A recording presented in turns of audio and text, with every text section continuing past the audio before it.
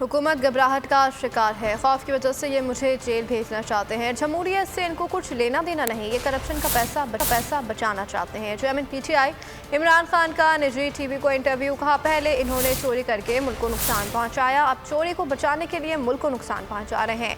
नवाज शरीफ को पता ही नहीं कि अवाम बदल चुके हैं। वो कहते हैं कि चे गवेरा या नेल्सन मंडेला बनकर आएंगे।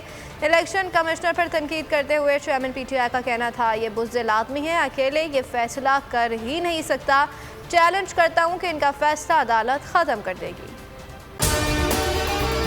अगर आपको हमारी ये वीडियो पसंद आई है तो लाइक पर क्लिक कीजिए। एक बार फिर नंबर 1 बोल न्यूज ने एक बार फिर सारे रिकॉर्ड तोड़ दिए।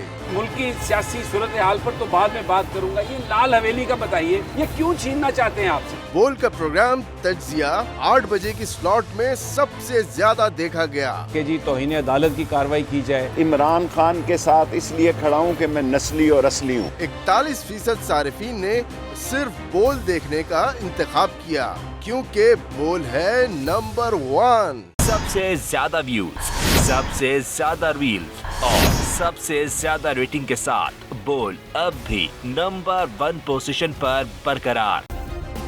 सब्सक्राइब करें और बेल दबाएं ताकि कोई खबर रह न जाए।